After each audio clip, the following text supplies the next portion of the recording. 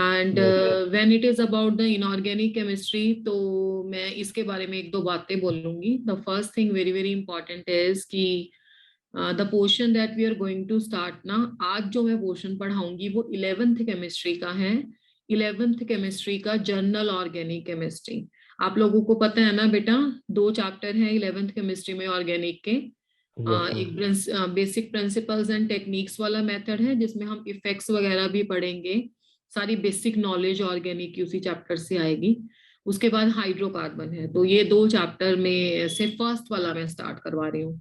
ये तो पहला हो गया, आपको बता दिया कि what we are going to start today. And the second thing is कि ऑर्गेनिक, आई मस्ट से कि अगर आप फर्स्ट डे से पढ़ोगे ना तो बहुत इजी है. अगर आपको कॉन्सेप्ट आ गया तो आप कोई भी क्वेश्चन इसका सॉल्व कर सकते हो. तो please don't miss out any of the lecture and revise it properly. जैसे जैसे डेली करते जाओगे तो आता जाए. ठीक है, तो ध्यान में रखेंगे. एंड अभी आप अपनी पेन और कॉपी निकाल लीजिए बेटा. The topic that I will dictate over here and I will write it as GOC लिख रही हूँ बच्चा मैं इसको. जीओसी हो गया आपका जर्नल ऑर्गेनिक केमिस्ट्री. ठीक है,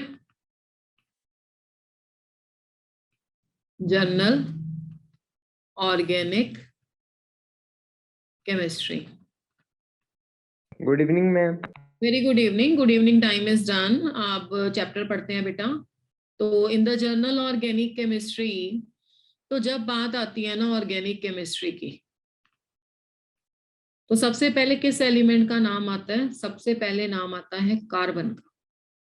ठीक है, अब क्योंकि हम केमिकल बॉन्डिंग चैप्टर भी पढ़ चुके हैं, हमें नॉलेज है कि कार्बन एक ऐसा एलिमेंट है जिसमें जो कंपाउंड बनता था मीथेन, उसकी स्ट्रक्चर को, उसकी इक्वल बॉन्ड लेंथ को एक्सप्लेन करने के लिए ही हाइब्रिडाइजेशन का कॉन्सेप्ट आया था. और हमें कोवलेंट बॉन्ड वगैरह बहुत अच्छे से पता है. तो कार्बन कंटेनिंग कंपाउंड्स, और वो कंपाउंड्स कौन से होंगे? कोवेलेंट कंपाउंड्स होंगे, नॉन पोलर होंगे. तो ऑर्गेनिक केमिस्ट्री में कार्बन एंड इट्स कंपाउंड्स की स्टडी होती है. सबसे पहली बात बेटा, it is a study of the carbon and it's compounds. अब क्वेश्चन आता है कि कार्बन जो कंपाउंड बनाएगा ना बेटा, तो कार्बन कंपाउंड किसके साथ बनाएगा? कार्बन का जो बॉन्ड है वो किस किस स्पीशीज के साथ बनेगा? तो ऑर्गेनिक केमिस्ट्री में ये बात 2-3 मैं यहाँ पे स्टार पॉइंट लगा रही हूँ. ये आपको सारी केमिस्ट्री में याद रखनी है, ऑर्गेनिक में स्पेशली. तो whenever I am talking about the carbon its compounds, तो एक तो आपको यहाँ पे ना कार्बन का कार्बन के साथ बॉन्ड मिलेगा. बहुत देखने को लंबी लंबी चेन्स मिलेंगी कार्बन की.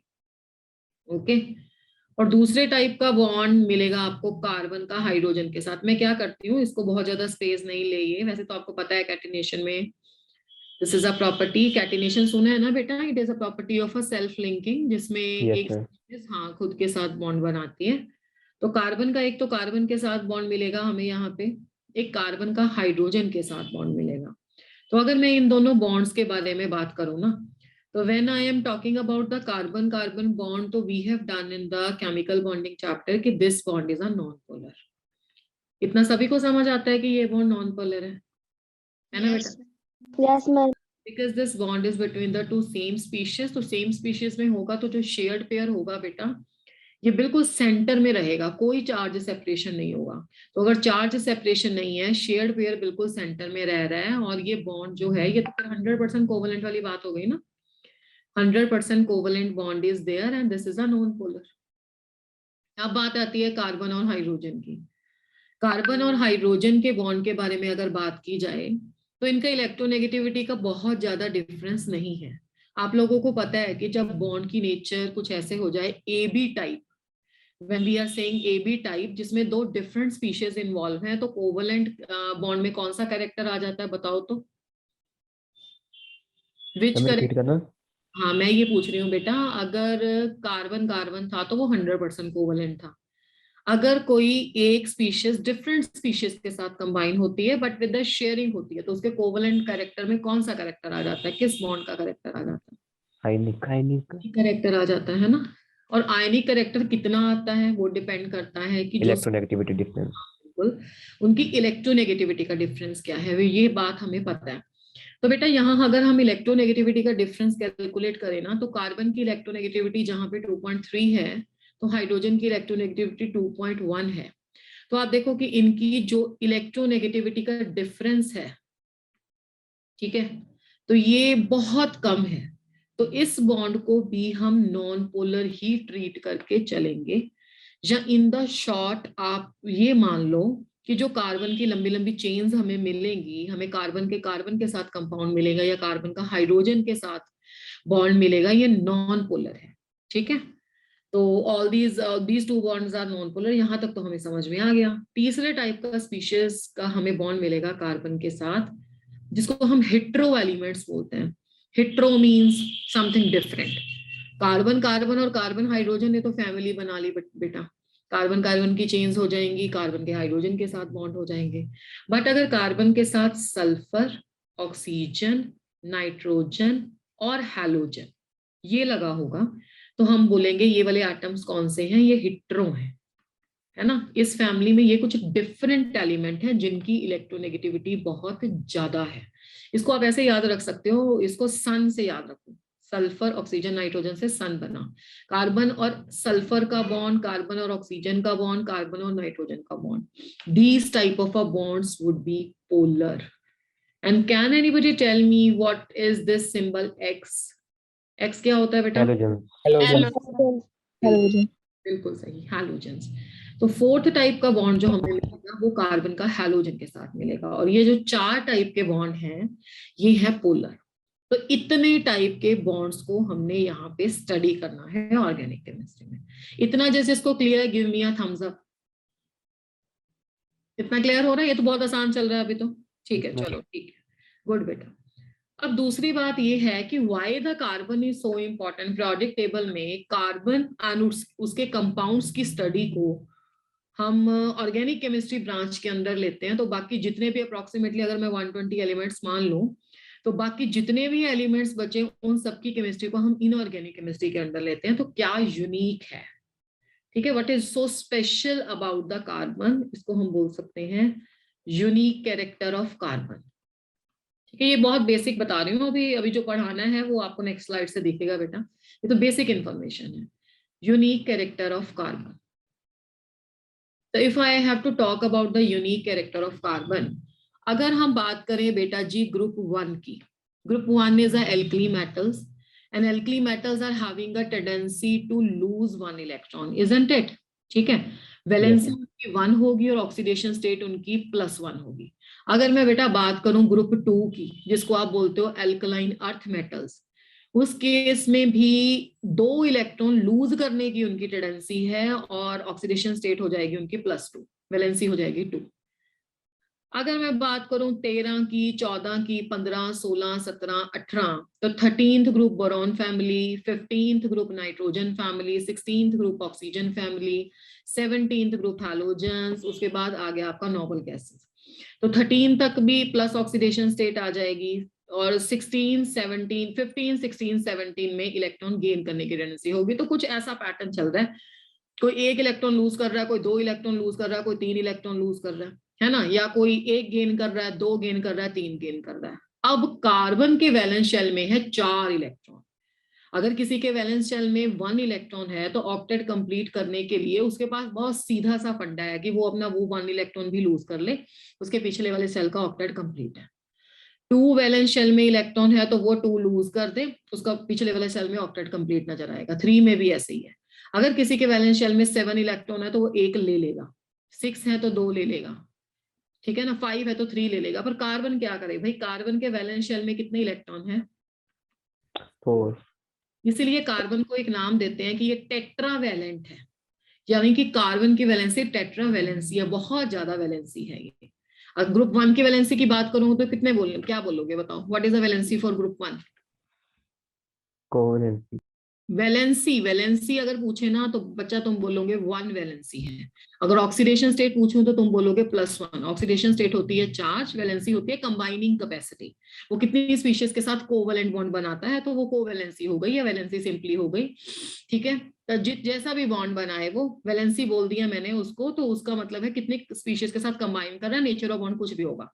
अगर नेचर ऑफ बॉन्ड कोवैलेंट है तो वो कोवैलेंसी हो जाएगा। ठीक है, अब कार्बन है टेट्रावैलेंट, मतलब इसके वैलेंस शेल में है 4 इलेक्ट्रॉन्स। तो टेट्रावैलेंसी ऑफ कार्बन भी एक इसकी यूनिक प्रॉपर्टी है। अगर हम मेन ग्रुप एलिमेंट की बात करें, except the D block element, main group elements के केस में वैलेंसी 1 2 3, या बैक से लो हेलोजेंस के केस में 1, फिर 2, फिर 3, नोबल गैसेस के केस में 0। तो ये टेट्रावैलेंट है, means it is having a tendency to form the 4 covalent bonds, है ना, 4 कोवैलेंट बॉन्ड बना सकता है। सेकेंड थिंग, कार्बन का साइज है स्मॉल, तो स्मॉल साइज होने के कारण ना बेटा इसमें पी पाई ओवरलैप पॉसिबल है। सभी बच्चों को पता है कि कार्बन पाई बॉन्ड बनाता है, पता है ना? Yes ma'am.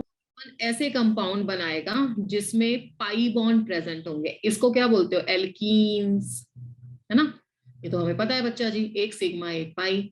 और ऐसे कंपाउंड भी कार्बन बनाता है जिसे क्या बोलते हो, एल्काइंस। और इनमें इसमें इसका पार्टनर कौन है, हाइड्रोजन। हाइड्रोजन और कार्बन, कार्बन यही तो स्पीशीज रहेंगी बेसिकली जो नॉन टाइप पोलर टाइप का बॉन्ड होगा। ये हिट्रो वाली भी बीच बीच में आएंगी जब हम फंक्शनल ग्रुप कंसिडर करेंगे। ठीक है, तो इसमें पी पाई ओवरलैप पॉसिबल है, तो इसमें 1 पाई भी बन सकता है सिग्मा के साथ, या 2 पाई भी बन सकते हैं सिग्मा के साथ, स्मॉल साइज होने के। अच्छा, इसमें पी का मैं क्यों बोल रही हूँ, जब आपने हाइब्रिडाइजेशन पढ़ी थी तो ये पाई बॉन्ड बनाने में कौन सी ऑर्बिटल्स पार्टिसिपेट कर रहे थे, किन ऑर्बिटल्स के इलेक्ट्रॉन थे, पी, है ना, तो इसको पी पाई बोलेंगे। अब ये क्यों बना रहा है, क्योंकि इसका साइज छोटा होने के कारण 2 पी एक दूसरे को क्लोजली अप्रोच कर सकते हैं और पाई बॉन्ड बन सकता है। ठीक है, तो ये कुछ कंपाउंड बना सकता है। या और क्या कार्बन कर सकता है, कार्बन बहुत टाइप के कंपाउंड पर बना सकता है। जैसे आपने एरोमेटिक कंपाउंड सुने होंगे बेटा, सुने एरोमेटिक कंपाउंड? Yes ma'am. तो एरोमेटिक कंपाउंड में एक वर्ड आता है बच्चा जी, एरोमा, है ना। एरोमा का मतलब होता है pleasant smell. And when we are talking about the aromatic compound, तो जो इसका पेरेंट न्यूक्लियस है, पेरेंट न्यूक्लियस मतलब जो बेसिकली सब में प्रेजेंट होगा, जो इसका पेरेंट है वो बेंजीन है। ठीक है, तो दिस इज अ बेंजीन, और ये एक्सेप्शनली स्टेबल कंपाउंड्स है ना, इतने डबल बॉन्ड होने पे भी ये सिंगल बॉन्ड में नहीं कन्वर्ट होते हैं, सब ये सब पढ़ेंगे, सब्स्टिट्यूशन रिएक्शन देते हैं वगैरह वगैरह। तो बेंजीन टाइप में जिसमें इन्वॉल्व है, ऐसे कंपाउंड देता है। ऐसे ही इसकी टेंडेंसी है ये आपको साइक्लिक, है ना, साइक्लिक कंपाउंड्स भी बनाता है। पढ़े ऐसे कंपाउंड बेटा हमने, ऐसे, ये ट्राइंगल बोले तो इसको क्या पढ़ेंगे, देखो CH2 CH2 CH2, 3 कार्बन है तो इसको क्या बोलोगे, प्रोपेन। साइक्लिक स्ट्रक्चर है तो क्या पढ़ेंगे इसको, साइक्लोप्रोपेन। प्रोपेन। हाँ जी, बिल्कुल सही है। ऐसे ही इसको क्या पढ़ेंगे, साइक्लोब्यूटेन। इसको क्या पढ़ोगे, साइक्लोपेंटेन, साइक्लोहेक्सेन।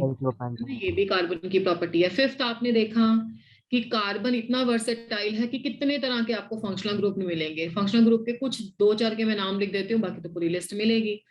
कार्बन के केस में आपको हाइड्रोकार्बन वाला पार्ट पढ़ाया, अभी तक तो मैंने हाइड्रोकार्बन बताया। हाइड्रोकार्बन का मतलब है कि कार्बन और हाइड्रोजन होंगे इसमें, जिसमें एरोमेटिक भी आ गए आपके, साइक्लिक भी आ गए आपके, सैचुरेटेड अनसैचुरेटेड भी आ गए। अच्छा बेटा, मैं एक और बात बता दूं, जब ये मैं वर्ड यूज करती हूँ ना सैचुरेटेड और अनसैचुरेटेड, इसको भी समझ लो। सैचुरेटेड वो कंपाउंड होते हैं जिसमें कार्बन कार्बन या कार्बन हाइड्रोजन के बॉन्ड होंगे और सिंगल बॉन्ड होगा। देखो कार्बन हाइड्रोजन में तो हमेशा ही सिंगल बॉन्ड रहेगा, पर कार्बन कार्बन में हमेशा यहाँ पे सिंगल रहेगा। कार्बन हाइड्रोजन तो कभी डबल हो ही नहीं सकते, तो ये वाला बॉन्ड सिंगल होगा, तो ये सैचुरेटेड होते हैं। और अनसैचुरेटेड किसको बोलते हो, अनसैचुरेटेड बोलते हैं कंपाउंड डबल और हाइड्रोजन के, डबल भी हो सकता है, ट्रिपल भी हो सकता है, और ये लाइंस का मतलब है मैं वैलेंसी छोड़ रही हूँ। ठीक है, मैम जो आपने ये साइक्लोप्रोपेन लिखा है इसमें H तो 6 है, हाँ जी। तो आप कार्बन के बॉन्ड गिनना चाहते हो कि 4 पूरे हो रहे हैं या नहीं? नो मैम इसमें H6 है, नहीं H6 है तो एल्काइन नहीं हुआ। अच्छा अच्छा, good good question. Cyclic compound का फार्मूला ना बेटा एल्केन वाला होता ही नहीं है। साइक्लिक कंपाउंड का फार्मूला CnH2n होता है। ठीक है, अब इस फार्मूले में डाल के देखो, n की जगह पे 3, तो C3 और H6 बन जाता है ना आपको। तो इस मैनर में जब कार्बन को जोड़ा जाता है ना 3 कार्बन के साथ, तो 2 हाइड्रोजन ही रिक्वायर्ड होते हैं, बाकी 4 बॉन्ड इसके पूरे हैं कार्बन के, और सिंगल बॉन्ड बनता है, इसलिए ये साइक्लोप्रोपेन है। ठीक है, इसमें वो वाला एल्केन वाला कॉन्सेप्ट या फॉर्मूला नहीं चल रहा। बाकी जब आप फंक्शनल ग्रुप पढ़ोगे इसमें तो आपको पता है alkyl halide and aryl halide बनते हैं।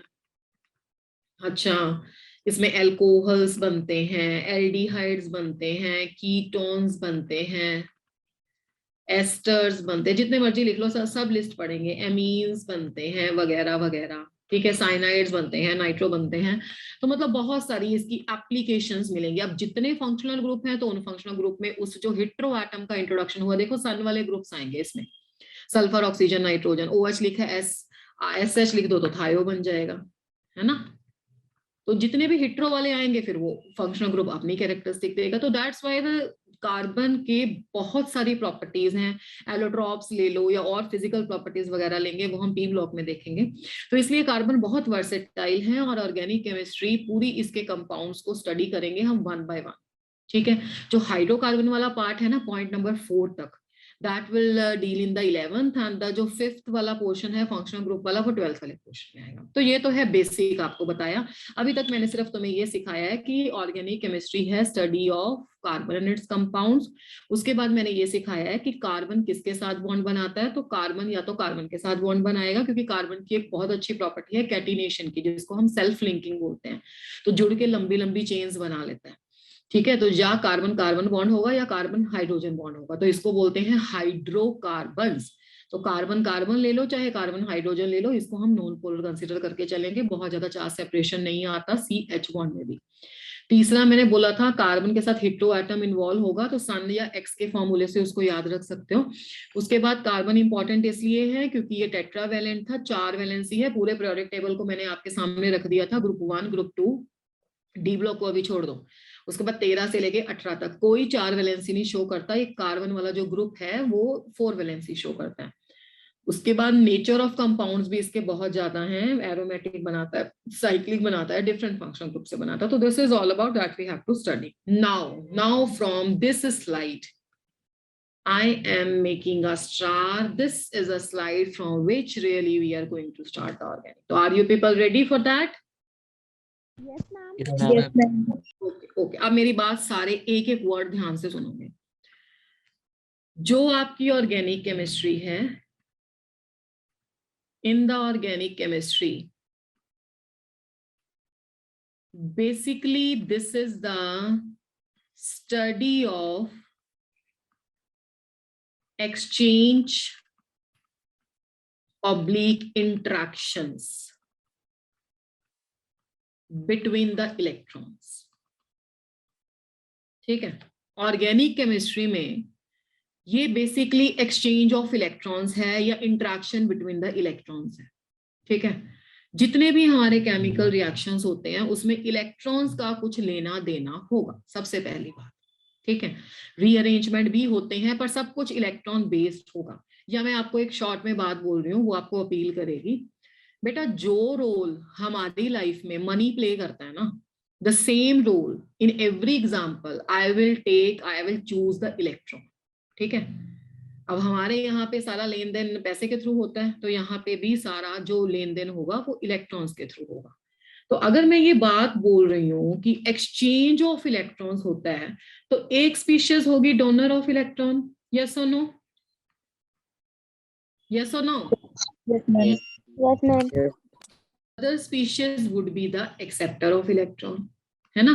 तो एक स्पीशीज ऐसी होनी चाहिए जो इलेक्ट्रॉन डोनेट करे, दूसरी स्पीशीज ऐसी होनी चाहिए वो इलेक्ट्रॉन एक्सेप्ट करे, ऐसा होना चाहिए। अब जो तो है डोनर ऑफ इलेक्ट्रॉन, उसके लिए हम एक टेक्निकल वर्ड यूज करते हैं केमिस्ट्री में, जिसको ध्यान से सुनेंगे सारे बच्चे, which is called as a nucleophile. Nucleophile को बेटा स्प्लिट करो, इसको 2 पोर्शन में ब्रेक करो, तो क्या आ जाएगा? एक तो you can get here the nucleus and the other word is a file. एक तो आपके पास न्यूक्लियस आएगा, एक अपने पास फाइल आएगा। जो न्यूक्लियस होता है उस पर कौन सा चार्ज आता है, मेरे सारे स्टूडेंट्स को पता है, that is a positive. Okay, और जो फाइल होता है उसको आप एक्चुअली में इसका मीनिंग होता है लविंग, पॉजिटिव लविंग। अब पॉजिटिव लविंग कौन सी स्पीशीज होगी? Which species would be positive loving, बताओ। मैम जो इलेक्ट्रॉन डोनेट करेंगे पॉजिटिव चार्ज हाँ, पाने बस के लिए। पहली बात तो इसको ऐसा नहीं बोलना कि उस पर नेगेटिव चार्ज होगा, नेगेटिव चार्ज हो भी सकता है, नहीं भी हो सकता। इसके लिए मैं एक वर्ड यूज करूंगी कि जिसके पास एक्सेस ऑफ इलेक्ट्रॉन है। तो बेटा जिसके पास जो ज्यादा होगा वही तो वो डोनेट करेगा ना, तो जिसके पास एक्सेस ऑफ इलेक्ट्रॉन्स है वो पॉजिटिव लविंग होगा। एक्सेस ऑफ इलेक्ट्रॉन्स में नेगेटिवली चार्ज स्पीशीज भी आ सकती हैं या न्यूट्रल स्पीशीज भी आ सकती हैं जिसके पास इलेक्ट्रॉन्स हैं, जिसको हम लॉन पेयर बोलते हैं, या कुछ ऐसी इलेक्ट्रॉन्स पड़े हैं जो वो डोनेट कर सकते हैं। ठीक है, अब आ गया acceptor of electron. Acceptor of electron को, और जितनी भी मैं केमिस्ट्री पढ़ाऊंगी ना आपको, मैं न्यूक्लियोफाइल को ये सिंबल देके चलूंगी, NU डॉट एंड नेगेटिव। ये दोनों भी हो सकते हैं, एक भी हो सकता है। मतलब डॉट का मतलब है लॉन पेयर, दो डॉट्स जो लगाई हैं, और ये नेगेटिव का मतलब है नेगेटिव चार्ज। भी नेगेटिव सिर्फ आपके पहचानने के लिए है, ये पॉजिटिव को अट्रैक्ट करेगा बस। अदरवाइज NU के साथ सिंपल दो डॉट भी रह सकते हैं, विदाउट नेगेटिव चार्ज भी हो सकता है। Is that clear? Okay. Acceptor of electron. Acceptor of electron के लिए बच्चा जो टेक्निकल वर्ड है, that is called as a electrophile. Okay, electrophile को भी मैं स्प्लिट कर रही हूँ। इलेक्ट्रोफाइल में एक तो आ गया आपका इलेक्ट्रॉन, और दूसरा वर्ड आ गया बेटा file. Electrophile means electron plus file. Electron पे कौन सा चार्ज है? नेगेटिव। फाइल को क्या लिख रहे हैं हम? लविंग। तो इलेक्ट्रॉन लविंग कौन सी स्पीशीज होगी? थोड़ा सा इसको ऊपर ले जाते हैं। इलेक्ट्रॉन लविंग वो स्पीशीज होगी बेटा जिसपे क्या होगा? डेफिशिएंसी ऑफ इलेक्ट्रॉन, जिसमें इलेक्ट्रॉन की कमी होगी। आप हिंदी में लिख सकते हो कमी, है ना, डेफिशिएंसी ऑफ इलेक्ट्रॉन। अब डेफिशिएंसी ऑफ इलेक्ट्रॉन के लिए जरूरी नहीं है कि आपको पॉजिटिव चार्ज दिखे। पॉजिटिव चार्ज हो भी सकता है, कैटायन हो भी सकता है, या क्या हो सकती है? Neutral species. न्यूट्रल स्पीशीज जिसके पास एम्प्टी ऑर्बिटल हो। पिछले के पास लॉन पेयर ऑफ इलेक्ट्रॉन था, इसके पास एम्प्टी ऑर्बिटल होगा। ठीक है, अब ये पेज किस किस स्टूडेंट को समझ में आ रहा है? ठीक है, अभी हमने बहुत स्लो जाना है। फर्स्ट टू लेक्चर थोड़ा सा स्लोली लेंगे, उसके बाद थोड़ा सा आपको स्पीड अप करेंगे। बेटा मैं बार बार क्यों रिकैप्चुलेट करवा रही हूँ? क्योंकि ये इंपॉर्टेंट है। ऑर्गेनिक केमिस्ट्री में हम एक्सचेंज ऑफ इलेक्ट्रॉन्स करेंगे। Here the electrons have to be donated और टू बी एक्सेप्टेड। या तो इलेक्ट्रॉन दिए जाएंगे बेटा, या इलेक्ट्रॉन लिए जाएंगे। तो जो इलेक्ट्रॉन का डोनर होगा ऑब्वियसली उसके पास एक्सेस ऑफ इलेक्ट्रॉन होंगे। ऐसी स्पीशीज को बोलते हैं न्यूक्लियोफाइल, NU नेगेटिव। ठीक है, और ये जो न्यूक्लियोफाइल है वो दो वर्ड से मिलके बना है, पॉजिटिव लविंग, यानी कि जिसके पास एक्सेस ऑफ इलेक्ट्रॉन होंगे वही तो पॉजिटिव लविंग होगा। अब जरूरी नहीं है कि आप रिएक्शन में ढूंढने लग जाओ कि उसके ऊपर नेगेटिव चार्ज है वही न्यूक्लियोफाइल होगा, जरूरी नहीं होता बेटा। अगर नेगेटिव चार्ज नहीं भी है, आपको कहीं पे भी डॉट्स दिखाई दे रही हैं जिसको आप लॉन पेयर या अनशेयर्ड पेयर ऑफ इलेक्ट्रॉन्स बोलते हो, तो वो न्यूक्लियोफाइल हो सकता है। एंड इलेक्ट्रोफाइल क्या होगा? Electron loving. इलेक्ट्रॉन लविंग का मतलब है जिसके पास डेफिशिएंसी ऑफ इलेक्ट्रॉन होंगी, और डेफिशिएंसी ऑफ इलेक्ट्रॉन जो है वो जरूरी नहीं है कि आपको पॉजिटिव ही दिखाए। हो सकता है कोई न्यूट्रल स्पीशीज है, उसके पास कोई खाली ऑर्बिटल पड़ा है, तो वो आपका क्या एक्ट कर रहा है? यहाँ पे इलेक्ट्रोफाइल एक्ट कर रहा है। अब यहाँ तक आपको क्लियर हो रहा है? Yes ma'am. यस अभी तक किसी के ये ओपिनियन तो नहीं है कि मैडम मुश्किल लग रहा है? नहीं लग रहा ना? तो फिर ना मैं आपको इस पेज से क्वेश्चन पूछ रही हूँ। क्वेश्चन तो नेक्स्ट स्लाइड पे भी पूछूंगी, पर इस पेज से प्रीवियस ईयर वाला पूछ रही हूँ। जेई वाले बच्चे हो, थोड़ा सा तो बेटा अच्छे लेवल पे पढ़ना पड़ेगा आपको, पेपर तक जाना है हमें, बेसिक्स पे नहीं रह जाना। मैं यहाँ पे ये कुछ क्वेश्चन लिख रही हूँ। मैंने दो टर्म लिखी है यहाँ पे। हाँ, एक मैंने आपको ये नहीं बताया, ये स्किप कर गया कि इलेक्ट्रोफाइल को लिखेंगे कैसे। सारे चैप्टर में मैं इलेक्ट्रोफाइल के लिए यूज करूंगी E और प्लस। प्लस आपको जरूरी नहीं है कि मिलेगा, हो सकता है कि प्लस ना भी हो। बस फर्क इतना है बेटा कि आपको दिखाना है कि ये नेगेटिव लविंग होगा, तो मैंने प्लस लिख दिया। बाकी डेफिनेशन में मैंने मेंशन कर दिया था, it can be the positive charge और द न्यूट्रल स्पीशीज। अब मैंने यहाँ पे दो वर्ड लिखे हैं, एक रेड कलर से लिख दिया, दो इसको रेड यूज कर लो, Lewis base, and the other I have written is the Lewis acid. आपको when I will ask anybody then you have to answer. आपको मुझे ये बताना है कि न्यूक्लियोफाइल और इलेक्ट्रोफाइल में से कौन लुईस बेस है और कौन लुईस एसिड है। ये चीज हम केमिकल बॉन्डिंग में भी पढ़ चुके हैं, और यहाँ पे भी मैंने इलेबोरेट कर दी है इन दोनों की डेफिनेशन, और ये प्रीवियस ईयर है, पहले क्वेश्चन पेपर में आ चुका है। हाँ जी, मैम रेडी। लो क्या कह रहे हो बेटा? मैम ये हाँ जी आर्यन, बताओ बेटा। ओके, whosoever is saying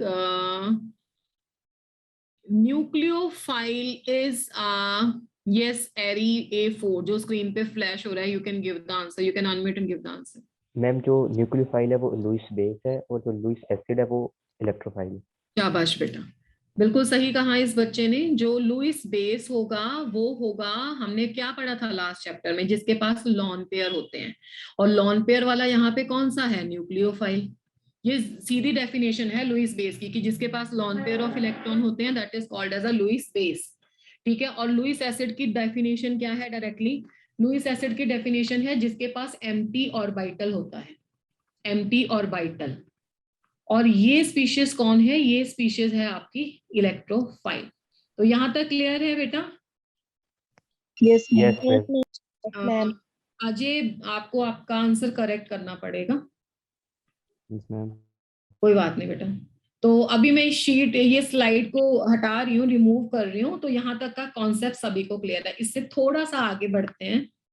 अभी हमें न्यूक्लियोफाइल एंड इलेक्ट्रोफाइल क्लियर है। अभी मैंने ना बोर्ड पे 4 स्पीशीज लिखी हैं। First species H2, second species NH3, third species ethene,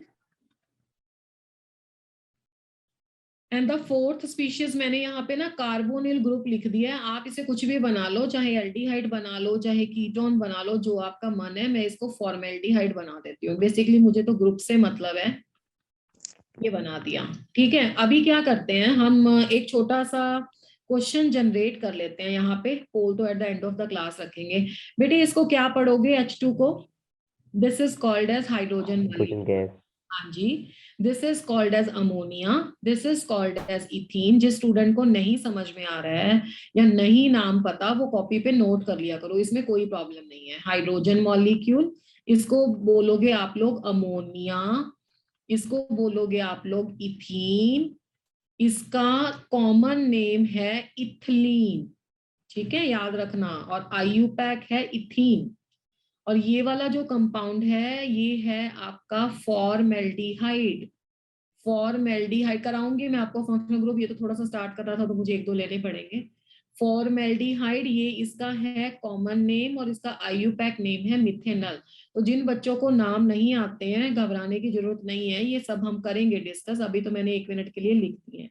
मैंने ये 4 स्पीशीज बोर्ड पे लिखी हैं।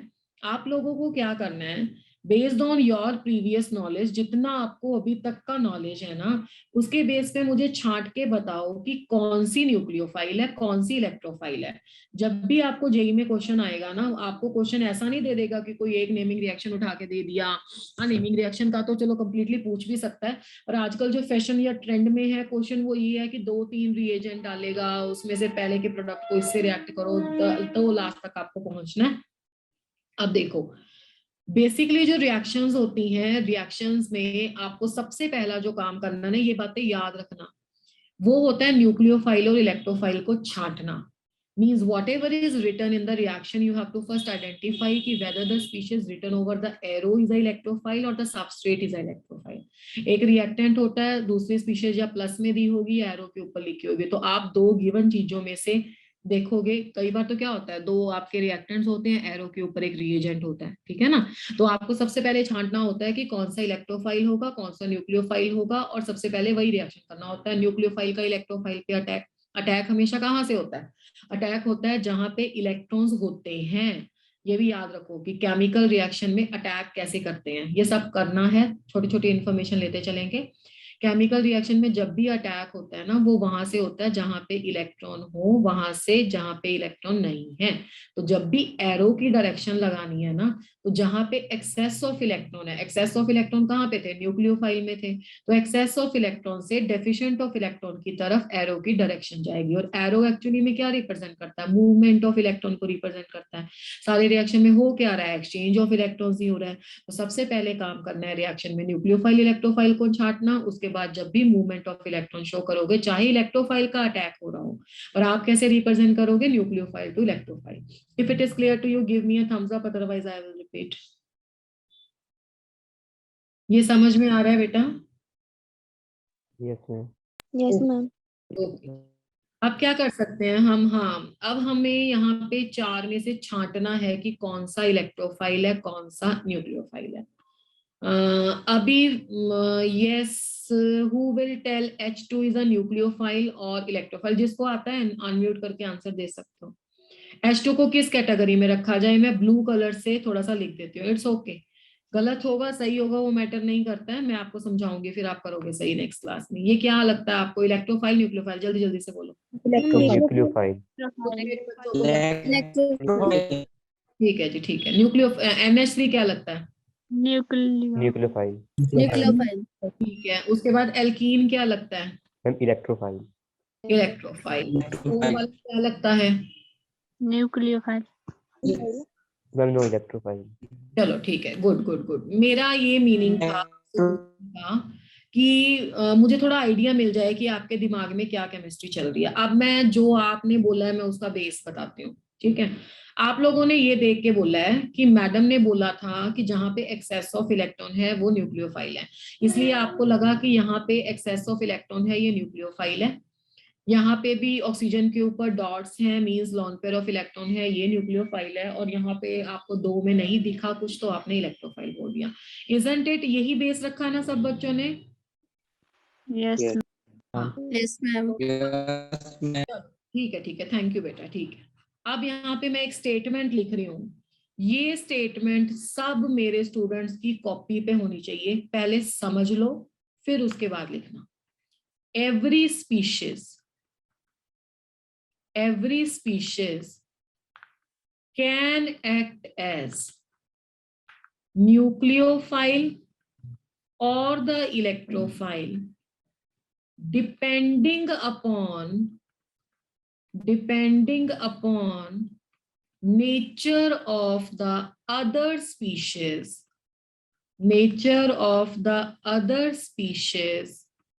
with which it react. Let me complete first, then I will ask your doubt. यहाँ पे मैंने 3 पर्सन्स के नाम लिखे हैं जिनके नाम हैं A, B and C, ठीक है? A के पास है 50 रुपीज, B के पास है 100 रुपीज और C के पास है 200 रुपीज, ठीक है? अब पहले मैंने फिर आपको ये बात बोली थी ना, जो रोल हमारी लाइफ में मनी प्ले करेगी यहाँ पे इलेक्ट्रॉन प्ले करेंगे, तो सारी एग्जांपल्स ऐसे हमारी आराम से फिट हो जाएंगी। अब क्या हुआ, ए और बी के बीच एक बिजनेस सेटल हुआ, छोटा सा बिजनेस है, बच्चे हैं ये जब बिजनेस सेटल हुआ तो ए और बी में से डोनर कौन होगा? बताओ जल्दी जल्दी। Ma'am, B. हाँ जी, बी होगा डोनर, इसके पास 100 रुपया है, 100 रुपीज है, और ये होगा एक्सेप्टर, ठीक है? अब वही बिजनेस सेटल हुआ बी और सी के बीच, तो डोनर कौन सा है? सी डोनर और बी एक्सेप्टर। तो आपको याद, शायद ये छोटी सी स्टोरी से ये बात समझ में आ गई होगी कि बी एब्सोल्यूट डोनर या एब्सोल्यूट एक्सेप्टर नहीं है। बात समझ में आई ना? अगर बी का रिएक्शन ए के साथ होता था तो इसके कंपैरिजन में ये डोनर था, बट अगर बी का रिएक्शन सी के साथ होता है तो इसके कंपैरिजन में ये एक्सेप्टर है। इसी तरह ऑर्गेनिक केमिस्ट्री में जब कोई आपसे पूछता है तो आप कभी भी इतनी जल्दी नहीं करोगे कि मैम या सर ये न्यूक्लियोफाइल है या इलेक्ट्रोफाइल है, आप बोलोगे कि मुझे दिखाओ किसके साथ रिएक्ट करता है। कोई भी स्पीशीज है, चाहे H2 भी क्यों ना है, H2 के पास भी इलेक्ट्रॉन है देने के लिए और खाली ऑर्बिटल है लेने के लिए, यानी कि ये न्यूक्लियोफाइल भी एक्ट कर सकता है और इलेक्ट्रोफाइल भी एक्ट कर सकता है। अब डिपेंड करता है कि दूसरी स्पीशीज के पास जो इलेक्ट्रॉन डोनेट करने के लिए है वो इजीली डोनेट होते हैं या नहीं अच्छे से डोनेट हो रहे। इसी तरह अमोनिया, इसी तरह ये, इसी तरह ये। तो हमेशा याद रखोगे कि हर कोई species can act as a electrophile or the nucleophile. It is depending upon the other species with which it is reacting या इंटरेक्टिंग। ये रीजन होता है कि स्टूडेंट्स का क्वेश्चन पेपर में गलत हो जाता है, क्योंकि हम क्रैम करके जाते हैं। हम क्रैम करके गए कि अमोनिया, अमोनिया के तो चलो छोड़ दो, इतना क्वेश्चन नहीं आता, इनऑर्गेनिक वाला आ गया। ये तो आते हैं H2 C double bond O and C double bond C। हम रट्टा मार के गए इलेक्ट्रोफाइल है, दूसरी स्पीशीज न्यूक्लियोफाइल है, हम करके आगे। पेपर में कुछ क्वेश्चन ऐसा आया था कि इस C डबल बॉन्ड C को न्यूक्लियोफाइल एक्ट करना था, दूसरी को किसी को इलेक्ट्रोफाइल एक्ट करना था, हमारा क्वेश्चन गलत हो गया। तो पहले तो ये याद रख के चलेंगे, ये फर्स्ट स्टार पॉइंट होना चाहिए आपका ऑर्गेनिक का, कि किसी भी स्पीशीज को कुछ भी एक्ट करवा सकते हैं। अब मैं इसके लिए आपको क्रैम नहीं करवाऊंगी, मैं आपको एक रूल दूंगी, और वो रूल है MOT, मोलिकुलर ऑर्बिटल थ्योरी। क्योंकि हमने अभी अभी केमिकल बॉन्डिंग से पढ़ी है, तो हम क्या करेंगे, उस थ्योरी को यहाँ पे अप्लाई करेंगे और उस थ्योरी से चेक किया करेंगे कि दोनों स्पीशीज में से कौन इलेक्ट्रोफाइल है, कौन न्यूक्लियोफाइल है। थोड़ा सा मतलब 5, 10, 15 मिनट का काम है, पर ये एक गोल्डन रूल है जिससे आपका क्वेश्चन गलत नहीं होगा। तो is that okay, is that okay for you, अगर थोड़ा सा आपको वो पढ़ा दिया जाए, क्योंकि मिस्टेक नहीं होगी ना इससे।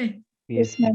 Yes, ma'am. आपको ये स्टार पॉइंट लिखना है या मैं इसको रब करके इस पे पढ़ा दूं, थोड़ा सा बताओ। मैम लिख लिया है। अच्छा, अच्छी बात, वेरी गुड, लिख लिया है। चलो फिर मैं अब आपको बताती हूँ कैसे चेक करते हैं। बेटा पहला मॉलिक्यूल था हाइड्रोजन। लास्ट क्लास में हमने हाइड्रोजन का मॉलिक्यूलर ऑर्बिटल डायग्राम पढ़ा है, ठीक है। अब ध्यान से देखेंगे, अब मुझे ज्यादा नहीं बताना पड़ेगा इसके मॉलिक्यूलर ऑर्बिटल डायग्राम में, बस मैं इतना लिखूंगी कि ये सिग्मा बॉन्ड है, ऑल द स्टूडेंट्स नो। और मैं ये लिखूंगी कि ये इक्विलिब्रियम वाली पोजीशन है जहां पे दोनों एटॉमिक ऑर्बिटल्स थे, और ये बन गया सिग्मा और ये बन गया सिग्मा स्टार, और ये 2 इलेक्ट्रॉन सिग्मा में, ठीक है। तो यहां तक सबको क्लियर है? यस यस हाँ, सिग्मा 1s वगैरह कुछ नहीं लिखना, बस हमें नेचर से ही मतलब है, दिस इज ओके। अच्छा, अब एक बात ध्यान से सुनो, जो सिग्मा बॉन्ड होता है वो है स्ट्रॉन्ग बॉन्ड। सिग्मा क्या है? Strong bond.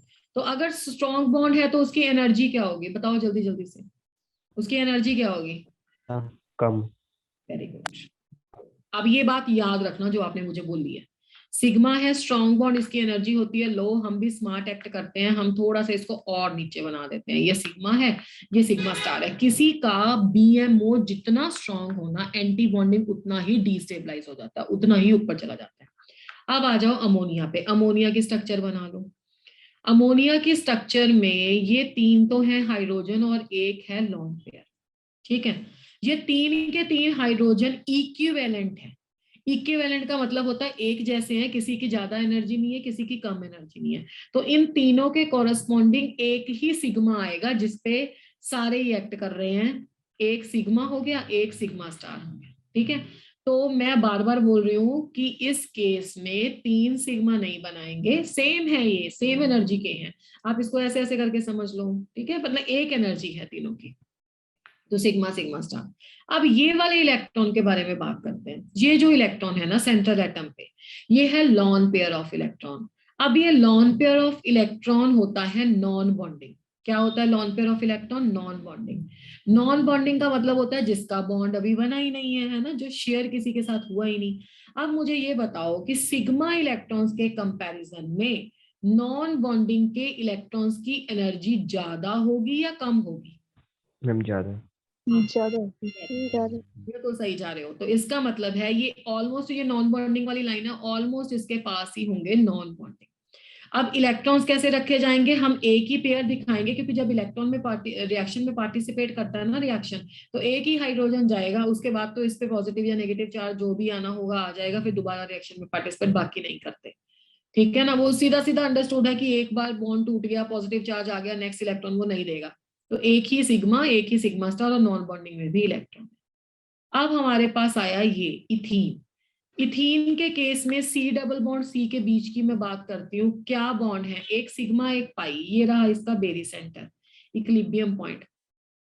अब इसमें क्या है? अब इसमें एक तो है सिग्मा बॉन्ड और एक है पाई। हाँ जी, सिग्मा के कंपैरिजन में पाई में ज्यादा एनर्जी है या कम एनर्जी है? ज्यादा। बिल्कुल सिग्मा के कंपैरिजन में पाई वीक है। तो अगर मेरे पास ये एनर्जी का पैटर्न चल रहा है कि अपवर्ड एनर्जी इंक्रीज हो रही है तो यहाँ पे पाई होगा। याद रखेंगे पाई के कॉरेस्पॉन्डिंग भी तो पाई स्टार होता है ना, हम पढ़ चुके हैं। यहाँ पे सिग्मा स्टार आएगा, यहाँ पे पाई स्टार आएगा। चलो अब इसकी बात कर लो। इसकी डायग्राम में है सारी चीजें, मतलब all the orbitals are there. इसमें एक तो सिग्मा बॉन्ड सभी बच्चों को नजर में आ रहा है, एक पाई बॉन्ड सब बच्चों को नजर में आ रहा है, और एक ये नॉन बॉन्डिंग भी नजर में आ रहा है। तो इनका एनर्जी पैटर्न कुछ ऐसा रहेगा, सिग्मा, पाई और नॉन बॉन्डिंग। पाई से भी ऊपर नॉन बॉन्डिंग होता है। नॉन बॉन्डिंग के कॉरेस्पॉन्डिंग कभी कोई एंटी बॉन्डिंग नहीं होता। यहाँ पे पाई स्टार होगा और यहाँ पे सिग्मा स्टार होगा। तो ये इन तीनों की मॉलिक्यूलर और ऑर्बिटल डायग्राम है, एमओटी है। अगर यहाँ तक किसी को कोई कंफ्यूजन है तो बोलो, नहीं तो मैं फिर भी एक बार रिपीट कर देती हूँ। अभी मैंने कुछ नहीं बताया, अब हाँ जी बिल्कुल रिपीट कर देती हूँ। बेटा हमने लास्ट क्लास में H2 पढ़ा था। H2 के केस में क्या है, सिंगल बॉन्ड है। तो सिंगल बॉन्ड होगा तो उसमें सिग्मा बॉन्ड है, तो सिग्मा के दो जो अपने एमओ बनेंगे, एक बॉन्डिंग बनेगा, एक एंटी बॉन्डिंग बनेगा। यहाँ पे जो दो इलेक्ट्रॉन है वो लोअर एनर्जी पे होंगे यहाँ पे। अमोनिया के केस में हम रफ सा एक एस्टिमेशन ले रहे हैं ना कि कहाँ कहाँ पे है इलेक्ट्रॉन, कौन हाई एनर्जी का है, कौन लो एनर्जी का है। अमोनिया के केस में 3 हाइड्रोजन एक जैसे ही हैं, तो हमें पता लग गया कि एक इसमें सिग्मा होगा, एक इसमें सिग्मा स्टार होगा। एक ही लिखेंगे सिग्मा और सिग्मा स्टार, क्योंकि ये तीनों सेम ही एनर्जी लेवल पे आ जाएंगे। यहाँ पे एक लॉन पेयर ऑफ इलेक्ट्रॉन है। Lawn pair of electron is actually of high energy, जिसका रीजन क्या है कि लॉन पेयर ऑफ इलेक्ट्रॉन तो एक न्यूक्लियस की इन्फ्लुएंस में है। तो इसका मतलब है वो थोड़ा सा डीलोकलाइज है, थोड़ा फैला हुआ है, न्यूक्लियस उससे बहुत ज्यादा खींच नहीं कर पा रहा, उसकी न्यूक्लियस के साथ अट्रैक्शन कम है। तो अट्रैक्शन कम है तो एनर्जी अपने आप बढ़ गई, क्योंकि पहली क्लास में ही हमने सीख लिया था कि एनर्जी कम होती है जब अट्रैक्शन ज्यादा होती है। तो एन भी इससे ऊपर होगा। इसमें डबल था तो एक सिग्मा होगा और एक पाई होगा, वो हमें पता ही है। सिग्मा के कोरेस्पॉन्डिंग सिग्मा सिग्मा स्टार, पाई के कोरेस्पॉन्डिंग पाई पाई स्टार। ये जो सी के बीच वाले 4 इलेक्ट्रॉन है वो कहाँ पे रखे जाएंगे, वो रखे जाएंगे बॉन्डिंग में, लोअर एनर्जी पे। इस वाले केस में सी डबल बॉन्ड ओ के बीच बेटा जी ये वाला सिग्मा है, ये वाला पाई, और ऑक्सीजन के ऊपर जो डॉट लगे हैं ना वो नॉन बॉन्डिंग इलेक्ट्रॉन है। और नॉन बॉन्डिंग की एनर्जी हमेशा सिग्मा और पाई से ज्यादा होती है। नॉन बॉन्डिंग के कॉरेस्पॉन्डिंग कभी कोई एंटी बॉन्डिंग भी नहीं होता है, क्योंकि वो तो है ही नॉन बॉन्डिंग। ये पाई स्टार होगा, ये सिग्मा स्टार होगा। ये एक रफ सी डायग्राम हमें बनानी है, ताकि हमें आज आप डायग्राम बना के कर रहे हो, कल और परसों की क्लास में जब मेरे साथ पढ़ोगे तुम बिना डायग्राम बनाई देख लोगे कि यहाँ से ये इलेक्ट्रॉन जाएंगे, यहाँ से ये इलेक्ट्रॉन जाएंगे। आज तो सिर्फ मैं इसलिए बता रही हूँ कि तुम्हें आइडिया हो जाए कि किन इलेक्ट्रॉन्स की हाई एनर्जी है, कौन इलेक्ट्रॉन स्टेबल है। तो यहाँ तक समझ में आ रही है बात? Yes ma'am. बिल्कुल सही बात है। तो आपका जो H2 मॉलिक्यूल है, H2 मॉलिक्यूल अगर तो होगा न्यूक्लियोफाइल। मैंने क्या कहा कि कोई भी स्पीशीज न्यूक्लियोफाइल भी हो सकती है और इलेक्ट्रोफाइल भी हो सकती है। समझ में आई? इतनी बात समझ में आई? Yes ma'am. तो अगर ये स्पीशीज न्यूक्लियोफाइल होगा तो ये अपने कौन से इलेक्ट्रॉन डोनेट करेगा, फटाफट मुझे बोलते चलेंगे। H2 में इलेक्ट्रॉन कहाँ पे पड़े हैं, किस ऑर्बिटल में पड़े हैं भैया? H2 में इलेक्ट्रॉन कहाँ पड़े हैं? तुम्हारे सामने तो बना दिए दोनों ऑर्बिटल, बताओ मुझे कहाँ पे हैं इलेक्ट्रॉन? सिग्मा में है। तो ये है सिग्मा डोनर, सिग्मा से देगा। अगर इसको इलेक्ट्रॉन एक्सेप्ट करने हैं तो कहाँ पे एक्सेप्ट करेगा? इस ऑर्बिटल में एक्सेप्ट करेगा, तो सिग्मा स्टार एक्सेप्टर, है ना? Yes ma'am. इसके पास लेने के लिए भी है, देने के लिए भी है। कौन अच्छा है कौन नहीं वो बात की बात है। अभी तो सिर्फ इतना सीख लो कि दोनों तरीके के एक्ट कर सकते हैं। अच्छा, इनमें से अगर NH3 है, अगर इसको इलेक्ट्रॉन डोनेट करने हैं तो कहां से देगा बताओ? इसके पास देने के लिए बेटा जी 2 चॉइसेस हैं।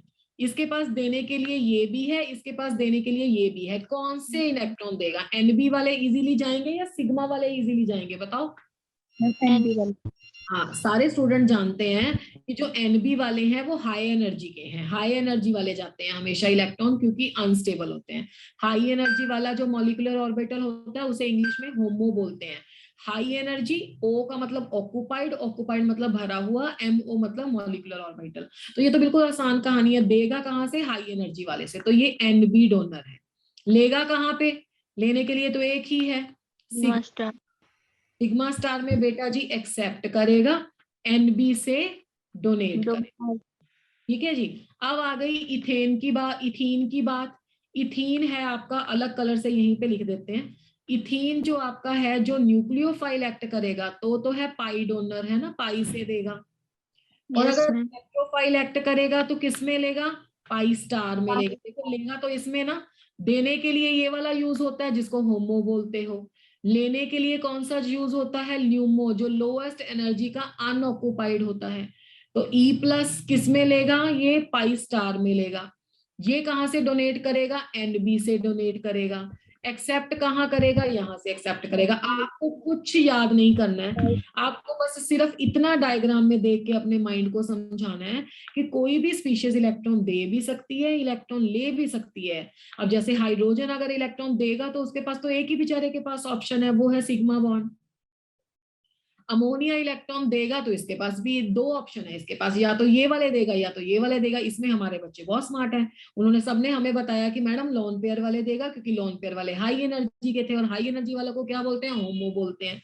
तो हमेशा होमो से इलेक्ट्रॉन जाते हैं, हाई एनर्जी से। डबल बॉन्ड वाले में ये भी आपको पता लग गया कि मैडम होमो से जाएंगे, पाई से जाएंगे। इसमें लॉन पेयर था तो आपको पता लग गया कि एंड बी से जाएंगे, ठीक है ना। और अगर इसकी बात हो रही है एक्सेप्टर की, तो ये भी पाई स्टार में एक्सेप्ट करेगा, क्योंकि लेने वाले ऑर्बिटल को ल्यूमो बोलते हैं। जो एक्सेप्ट करेगा बच्चा जी वो ल्यूमो है, जो डोनेट करेगा वो होमो है, ठीक है। तो इतना सब बच्चों को समझ में आ रहा है कि दो सारे में कैपेसिटी है। इलेक्ट्रॉन डोनेट करने हैं तो होमो से करेंगे, इलेक्ट्रॉन एक्सेप्ट करने हैं तो ल्यूमो में करेंगे। और होमो ल्यूमो आज लिख के कर रहे हो, नेक्स्ट क्लासेस में तो you will be so much expert, believe me, कि आप देख के बता दोगे कि मैम यहाँ से लोन पेयर जाएगा, वहां पे ये आएगा। तो यहाँ तक क्लियर है? बताओ मुझे। Yes, ma'am. Yes, ma'am. Clear है? Yes, ma'am. कोई ऐसा स्टूडेंट जिसको कोई डाउट है तो ही और शी कैन आस्क, ठीक है। चलो गुड। अब इतना हमें समझ में आ गया कि इलेक्ट्रॉन डोनेशन कहाँ से होता है। इलेक्ट्रॉन डोनेशन होता है हाई एनर्जी से, ठीक है। ये मैं इसलिए छोटी छोटी बातें लिख रही हूँ कि एक दो दिन में आपको बिल्कुल अच्छे से आ जाएगा। इलेक्ट्रॉन डोनेशन होता है हाई एनर्जी से, ठीक है। और हाई एनर्जी वाले फील्ड वाले ऑर्बिटल, जिसको इंग्लिश में पढ़ेंगे, केमिस्ट्री की लैंग्वेज में, टेक्निकल लैंग्वेज में होमो। और होमो की फुल फॉर्म क्या है? High energy. हाँ जी बिल्कुल सही। ओ का मतलब है ऑक्युपाइड, एमओ का मतलब मैं नहीं बताऊंगी क्योंकि सारे स्टूडेंट्स को आता है, मॉलिक्यूलर ऑर्बिटल। और जो इलेक्ट्रॉन एक्सेप्टेंस है वो कहाँ पे होगा? वो होगा लो एनर्जी में। और लो एनर्जी वाले को क्या बोलते हैं? लो एनर्जी वाले को बोलते हैं, लो एनर्जी एमटी लिख देती हूँ यहाँ पे, है ना, इजी लैंग्वेज के लिए। और इसको बोलते हैं LUMO, लोएस्ट। इसको भी हाईएस्ट लिख सकते थे।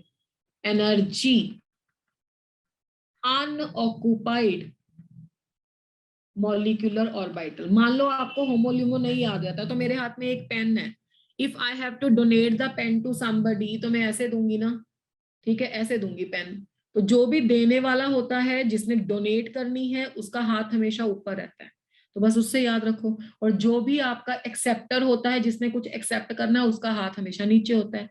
तो जहां से इलेक्ट्रॉन डोनेट होंगे वो हमेशा हाई एनर्जी वाला देख लेना, जहां एक्सेप्ट करना है वो लो एनर्जी का देख लेना। ये एक्ट काम करे, ये करेगा एक्ट या नहीं करेगा? बताओ। Yes. Yes, ma'am. ठीक है। तो अब मुझे बताओ कि जो आपके ऑर्बिटल थे H2 में सिग्मा से जा रहा था, है ना। एनर्जी ऑर्डर तो हमें आ गया, एनर्जी ऑर्डर भी एक बार से देख लो दोबारा से, कंफ्यूजन कोई नहीं रहनी चाहिए। एनर्जी ऑर्डर ये था, रेड कलर से बना देते हैं, अच्छे वाले रेड कलर से। ये तो था बेरी सेंटर, सबसे नीचे होता है सिग्मा, उसके ऊपर होता है पाई, उसके ऊपर होता है नॉन बॉन्डिंग, उसके ऊपर होता है पाई स्टार, उसके ऊपर होता है सिग्मा स्टार, और नीचे वाले होते हैं फील्ड, ठीक है। और ये वाले होते हैं एम्प्टी। तो डोनर एबिलिटी किसकी ज्यादा होगी? बताओ मुझे। डोनर एबिलिटी आपको नहीं लगता सबसे ज्यादा उसकी होगी जिसमें NB से डोनेट हो रहा है, हाँ या ना? Yes Yes, ma'am. Yes, ma'am. वो सही। तो ये एनर्जी का ऑर्डर है। तो डोनर एबिलिटी होगी जिसमें सबसे ज्यादा NB है, इलेक्ट्रॉन NB में है, उसके बाद पाई में है, उसके बाद सिग्मा है। सिंपल लैंग्वेज में बोलो, बिना डायग्राम के, non bonding electron loosely held है, जल्दी चले जाते हैं। उसके बाद पाई थोड़ा सा उससे स्ट्रॉन्ग है, उसके बाद जाता है सिग्मा, बहुत स्ट्रॉन्ग है, उससे भी बहुत मुश्किल से जाएगा, उससे भी धीरे जाएगा, पाई से भी। तो इसको आप डायग्राम के बेस पे समझ लोगे तो आंखों के आगे डायग्राम बनिए याद रहता है, अगर आप इसको बिल्कुल क्रैम करोगे तो फिर मुश्किल हो जाता है। ठीक है, तो सबसे ज्यादा किसकी अच्छी डोनर एबिलिटी है? डोनर एबिलिटी को बोलते हैं केमिस्ट्री में न्यूक्लियोफिलिसिटी। क्या बोलते हैं? Nucleophilicity, tendency to donate the electron. किसकी ज्यादा होगी? जिसमें नॉन बॉन्डिंग इलेक्ट्रॉन होंगे। उसके बाद किसकी होगी? जिसमें पाई इलेक्ट्रॉन होंगे। उसके बाद किसकी होगी? जिसमें सिग्मा इलेक्ट्रॉन होंगे। यहाँ तक क्लियर हो रहा है? Yes, ma'am. अब मैं ना कुछ बोल रही हूँ जो हम कर चुके हैं, still I am doing the recapitulation. जिसको जहां पे भी प्रॉब्लम होगी, I am going slow in the 1 और द 2 लेक्चर्स, तो जहां पे भी दिक्कत हो रही है मुझसे पूछ लेना। मैं ये बोल रही हूँ, कोई भी स्पीशीज इलेक्ट्रोफाइल या न्यूक्लियोफाइल दोनों हो सकती है, ये रिलेटिव फिनोमिना है। रिलेटिव फिनोमिना उसको बोलते हैं जो साथ वाले पे डिपेंड कर रहा है। ठीक है, एब्सोल्यूट उसको बोलते हैं जिसका कोई लेना देना नहीं है किसी से। मतलब अगर कोई बच्चा इंटेलिजेंट है तो वो एब्सोल्युटली इंटेलिजेंट थोड़ा ना है, आपकी क्लास में से जो फर्स्ट आता है तो वो आगे जाके जेई के पेपर में भी फर्स्ट आएगा, वो श्योर तो नहीं है ना। ठीक है, तो इसी तरीके से अगर कोई न्यूक्लियोफाइल है तो वो किसी और कंडीशंस में इलेक्ट्रोफाइल भी हो सकता है, वो डिपेंड करता है भी रिएक्ट किसके साथ कर रहा है। अब हमें कैसे पता लगेगा कि फॉर कोई इलेक्ट्रोफाइल होगा या न्यूक्लियोफाइल होगा? उसके लिए हमने एक डायग्राम सीखा जिसमें हमने ये देखा कि जितनी हाई एनर्जी होती है ना उतना अच्छा डोनर होता है। और हाई एनर्जी सबसे ज्यादा एनबी की होती है, फिर पाई की होती है, फिर सिग्मा की होती है। किसी स्पीशीज में पाई होता है, किसी में सिग्मा होता है, किसी में एनबी होता है और किसी में तीनों होते हैं। ठीक है, तो अगर तीनों होंगे तो दिया कहाँ से जाएगा इलेक्ट्रॉन? दिया जाएगा होमो से। होमो किसको पढ़ा जाता है? हाई एनर्जी वाले को। और यहाँ पे लिया कहाँ पे जाता है इलेक्ट्रॉन? ल्यूमो में। तो जो ऑर्गेनिक में रिएक्शंस होते हैं that is through from HOMO to LUMO. तो is that clear up to this point? Yes, ma'am. तो अभी मैं ना सेम क्वेश्चन आप लोगों से फिर से पूछ रही हूँ, अब देखना आपका आंसर बदलेगा। एक स्पीशीज ये है और एक स्पीशीज आपके पास ये है। अब मेरे स्टूडेंट मुझे ये बताएंगे कि इन दोनों में से, अब मैंने देखो क्या किया, मैंने कंपैरिजन किया। तब मैं आपसे पूछ रही हूँ, पहले मैं क्या बोल रही थी, चारों में बता दो कौन कौन सा क्या है। तब आप आंसर क्या दे रहे थे? Ma'am this is nucleophile, this is electrophile. It will not happen like this. कोई भी स्पीशीज एब्सोल्युटली कुछ नहीं हो सकती बेटा। साथ वाला लिखेंगे मैम या सर या जो भी पेपर में आएगा तो आप क्वेश्चन सॉल्व कर सकते हो। हाँ, या ये पूछ सकता है कि डोनर एबिलिटी किसकी ज्यादा, तो एबिलिटी भी तो दूसरे के कंपैरिजन में ही हो रही है ना। अब मैंने एक ये लिखा है जिसको मैं ए लिख रही हूँ, एक इसको लिखा है इथीन जिसको मैं बी लिख रही हूँ। अब आपको मुझे बताना है कि ए और बी में से न्यूक्लियोफाइल कौन है और इलेक्ट्रोफाइल कौन है and what is the reason behind that. Okay, बहुत आसान क्वेश्चन है, जरा सा भी सोचोगे आपको आ जाएगा। आप क्या कर सकते हो, आप हैंड रेज कर सकते हो, otherwise if you are not getting your turn you can type in a chat box. ठीक है, पहले हैंड रेज कर सकते हो। आई विल आस्क, मुझे भी पता लगना चाहिए मेरे स्टूडेंट्स को समझ आ रही हैं बातें या नहीं। हाँ जी, एक स्टूडेंट का हैंड रेज्ड है अभी। Where are the rest? भाई हमें सारी क्लास की परफॉर्मेंस चाहिए, बताइए जल्दी।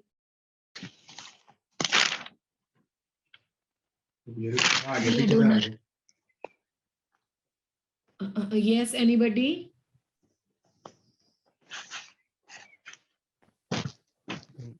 ओके जी, लेट मी चेक। ये विशाली बेटा आप बताओ। वैशाली?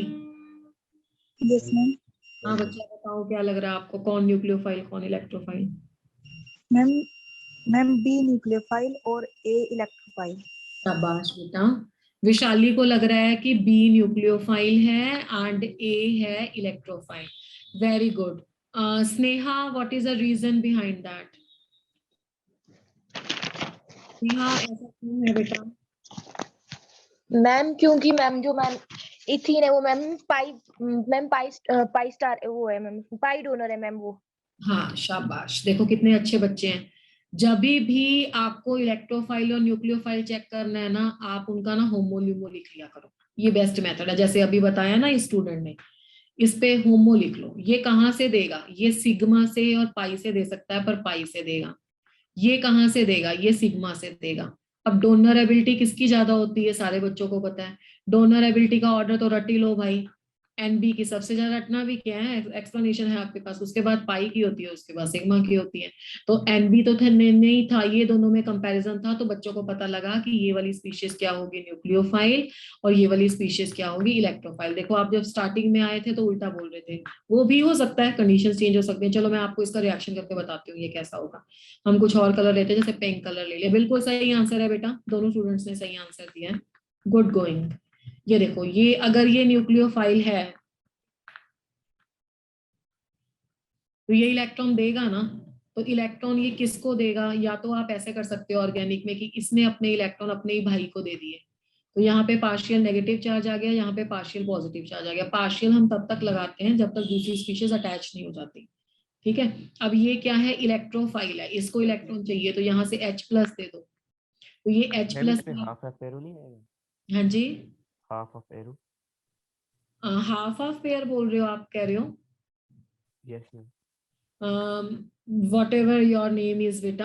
एक्चुअली में क्या होता है कि जब C और C में आपके पास पोलराइजेशन होता है ना, नेगेटिव और पॉजिटिव, तो जो आपका H2 है उसका होमोलिटिक फिशन नहीं होता, H2 का होमोलिटिक फिशन होगा तब ये हाफ हाफ होगा। और यहाँ वाले केस में भी अगर मैं इलेक्ट्रोफाइल की बात कर रही हूँ तो आप इसको ऐसे मान के चलो कि आपके पास रिएक्शन में H प्लस आया है, H प्लस को देख के जब ये पोलराइज होता है ना, तो अपने आप ही फिर ये हिट्रो वाला पोलराइजेशन होगा, नॉन पोलर वाला पोलराइजेशन होगा, वो सिमेट्रिकल नहीं होगा, ठीक है। और H का भी अगर ऐसे आप मतलब अगर एक साइड पे आयंस जनरेट हो रहे हैं तो दूसरी साइड पे भी आयंस जनरेट होंगे। जो H है वो दोनों तरह का रिएक्शन दे सकता है, फ्री रेडिकल में ब्रेकअप भी हो सकता है और H प्लस H माइनस भी हो सकता है, ठीक है बेटा। यस मैम, पता कैसे चलेगा कि होमोलिटिक? आप वही तो मैं बता रही हूँ कि पता कैसे चलेगा, पता ऐसे चलेगा कि अभी तो मैंने आपको H2 दिया था, H2 तो दोनों तरह एक्ट कर सकता है, पर कई बार क्या आता है, ये रिएक्शन HCl की फॉर्म में आता है, तो जब HCl आएगा तो आपके माइंड में फटाफट क्लिक कर जाएगा कि ये तो H प्लस और Cl नेगेटिव है। और मैम ने बताया था कि H plus electron, H plus के पास तो पॉसिबिलिटी है ही नहीं ना, उसके पास तो इलेक्ट्रॉन है ही नहीं है, तो अगर उसके पास एक ही तो इलेक्ट्रॉन था वो ले लिया गया है, तो अगर इसके पास एक भी इलेक्ट्रॉन नहीं है तो ये तो फिर श्योरली इलेक्ट्रोफाइल होगा। तो अगर ये श्योरली इलेक्ट्रोफाइल होगा तो इसको न्यूक्लियोफाइल बनना ही पड़ेगा, इसको इलेक्ट्रॉन इसको देने ही पड़ेंगे, और इलेक्ट्रॉन यहीं से तो जाएंगे पाई बॉन्ड से। अगर मान लो आपके पास H2 जैसी स्पीशीज है फिर तो दोनों पॉसिबिलिटीज हो सकती हैं, पर जिसको हम अटैकिंग रिएजेंट बोलते हैं ना, वो पेपर में या तो आपके पास इलेक्ट्रोफाइल आएगा या न्यूक्लियोफाइल आएगा, तो आपके माइंड में फिर ये सिमेट्रिकल क्लीवेज वाली बात नहीं आएगी, ठीक है बेटा। Yes yes ma'am. सारे डाउट्स आपके क्लियर होते जाएंगे, अभी तो फर्स्ट डे है ना, मैं सिंपल सिंपल मॉलिक्यूल ले रही हूँ, नहीं तो आपके इलेक्ट्रोफाइल को देख के ही क्लियर हो जाता। तो एक H प्लस होगा एक माइनस होगा, तो इसको या तो आप डायरेक्टली भी लिख सकते हो कि ये यहाँ पे गया, या ऐसे भी, या ऐसे कर दो, या पिंक की तरह कर सकते हो। पिंक क्या कह रहा है, पिंक ये कह रहा है कि पहले इसको नेगेटिव मिल गया बाद में चला गया, तो अल्टीमेटली तो दोनों पे HH ही लग जाएगा, CH3 हो जाएगा।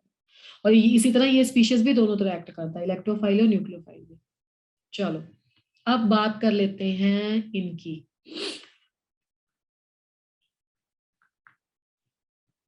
ये स्पीशीज ले ली मैंने। ये स्पीशीज मेरे पास है और साथ में है, अच्छा पहले तो देखो, जैसे बाकी स्पीशीज का बोला था, कार्बोनिल भी इलेक्ट्रोफाइल और न्यूक्लियोफाइल दोनों हो सकता है। अगर इसका कंपैरिजन किया जाए किसी ऐसी स्पीशीज के साथ जिसके पास पाई बॉन्ड है, तो दोनों में से देखा जाए कौन अच्छा न्यूक्लियोफाइल है, तो कैसे डिसाइड करोगे, ठीक है। वैसे तो इसका इसके साथ रिएक्शन नहीं होता, मैं तो सिर्फ कंपैरिजन पर्पस से बोल रही हूँ, एनर्जी भी तो मैच करनी चाहिए ना। अब यहाँ पे क्या है, यहाँ पे है non bonding donor, NB donor है। देखो इसके पास तीनों चीजें थी, NB भी था, पाई भी था और सिग्मा भी था, ठीक है। तो अभी ये क्या है, NB डोनर है, और ये क्या है, पाई डोनर है। तो देखा जाए तो अगर इनका किसी और के साथ रिएक्शन होता है और पूछा जाता है कि कौन अच्छा डोनर है, तो आप किसको लिखोगे, इसको, है ना, ये बेटर डोनर है। अगर आपस में भी रिएक्शन होता है किसी तरीके से या कुछ आगे जाके रीअरेंजमेंट से फ्यूचर में जुड़ते हैं तो भी ये अच्छा डोनर होगा, दूसरा उसके कंपैरिजन में वैसा डोनर नहीं होगा। इज दैट क्लियर कि कैसे चेक करते हैं। Yes ma'am. मैम। के पास एक अमोनिया आ गया, एक PH3 आ गया, आपके माइंड में क्वेश्चन उठ रहा होगा कि मैडम अब तो दोनों के पास ही लोन पेयर है, अब कैसे चेक करोगे, ठीक है ना। अब एक और कहानी है, वो बहुत आसान है। नाइट्रोजन में NB डोनर है नाइट्रोजन, यहाँ पे Nb डोनर है फॉस्फोरस। आप मुझे बताओ कि नाइट्रोजन और फॉस्फोरस में से किसकी एनर्जी ज्यादा है, किसकी एनर्जी कम है? मैम NH3 की एनर्जी कम है। NH3, मतलब NH3 की जो इलेक्ट्रोनेगेटिविटी होती है वो ज्यादा होती यस मैम। है ना। इसकी इलेक्ट्रोनेगेटिविटी क्या होती है? हाई होती है। तो अगर इसकी इलेक्ट्रोनेगेटिविटी हाई होती है तो ये लोन पेयर जो है इसके पास ही रहता है, ये डीलोकलाइजेशन में नहीं जाता। मतलब जो नाइट्रोजन है ना वो अपने लोन पेयर को अपने सब मैडम दी आवाज नहीं है, समझ नहीं आती। बेटा तो मैंने तो पता था। आप म्यूट पे रहो, प्लीज बी ऑन म्यूट, बाकी भी बच्चे डिस्टर्ब हो जाते हैं ऐसा। मैं ये कह रही हूँ आपको कि अमोनिया में नाइट्रोजन के केस में इलेक्ट्रोनेगेटिविटी हाई होने की वजह से ये जो लोन पेयर है वो इसके सर पे ही रहता है, एक बलून की तरह। ठीक है, इसके लोन पेयर भी इलेक्ट्रॉन पेयर भी इसके पास रहते हैं। फॉस्फोरस या आगे जाके और हमने स्पीशीज देखी थी, वहां पे क्या होता है कि ये वाला जो लोन पेयर ऑफ इलेक्ट्रॉन है ये थोड़ा सा दूर चला जाता है, मतलब थोड़ा सा फैल जाता है, जिसको हम बोलते हैं इंग्लिश में डीलोकलाइज हो गया।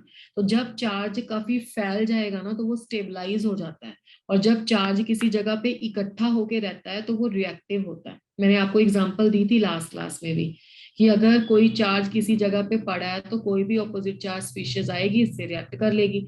और अगर ये चार्ज डीलोकलाइजेशन में जा रहा है या घूम रहा है तो वो उल्टा उसको स्टेबलाइज कर देगा। और स्टेबिलिटी और रिएक्टिविटी का अपोजिट रिलेशनशिप होता है। तो ऐसे आप यहाँ पे कॉन्सेप्ट लगा के सॉल्व कर सकते हो। तो इतना क्लियर हुआ आप लोगों को? Yes ma'am. आज के लिए ये वाला डायग्राम मोस्ट इंपॉर्टेंट था। फिर से मैं बार बार बना रही हूँ ये डायग्राम कि अगर ये बेरी सेंटर आप मान लोगे तो सबसे नीचे होता है सिग्मा, उसके बाद होता है पाई, उसके बाद होता है नॉन बॉन्डिंग, उसके बाद होता है पाई स्टार, उसके बाद होता है सिग्मा स्टार, और यहाँ पे इलेक्ट्रॉन होते हैं। और इस वाले को बोलते हैं होमो, HOMO, high energy molecular orbital. और जब आपका इलेक्ट्रॉन डोनेशन होता है हमेशा इससे होता है, न्यूक्लियोफाइल इसके बेस पे सेलेक्ट होगा, और जो इलेक्ट्रोफाइल होता है वो इसके बेस पे सेलेक्ट होता है, उसको बोलते हैं ल्यूमो। और इलेक्ट्रॉन का रिएक्शन हमेशा होमो टू ल्यूमो होता है बेटा। ठीक है, अब एक और क्वेश्चन, ये क्वेश्चन आ चुका है जेई में, मैंने ये 2 स्पीशीज लिख दी हैं। आप इसके लिए मैं पोल जनरेट करूंगी, आप आंसर मत करना। OH नेगेटिव और वाटर, ठीक है। आपको मुझे आंसर देना है, ये ए है। अच्छा, इसको ए भी लिखेंगे तो फिर ऑप्शन को भी ए भी करना पड़ेगा ना, इसको 1 2 लिख देते हैं। ये 1 है, ये 2 है। अब ए ऑप्शन ये है कि 1 जो है वो बेटर न्यूक्लियोफाइल है,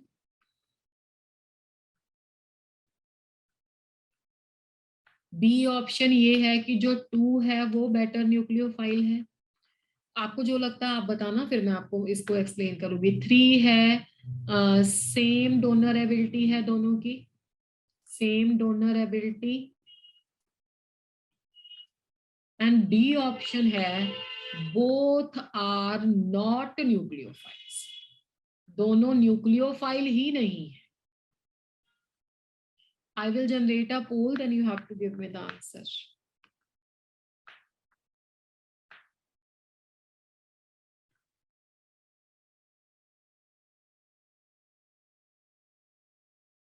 Beta, can you see the poll on your screen? Yes ma'am.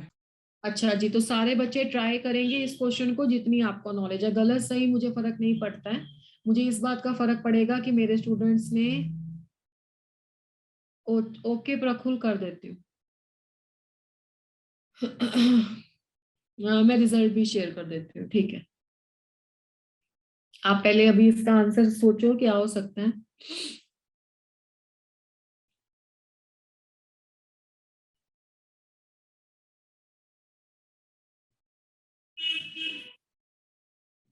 Everybody has to answer and still everybody has not participated and this is really not good.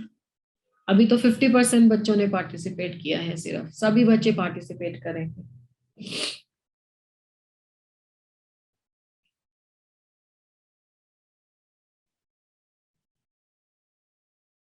चलो, I am happy कि जो option बिल्कुल गलत था उस पे बहुत एक ही बच्चे ने आंसर किया।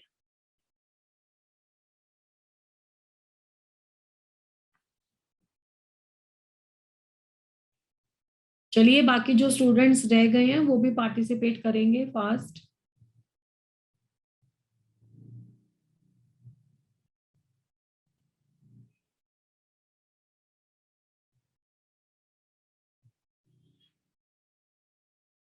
बाकी बच्चे क्यों नहीं आंसर दे रहे हैं? अगर आप ट्राई नहीं करोगे फिर तो आपको पता ही नहीं लगेगा, आप दिमाग ही नहीं लगा रहे हो, आराम से बैठने से थोड़ा ना होगा।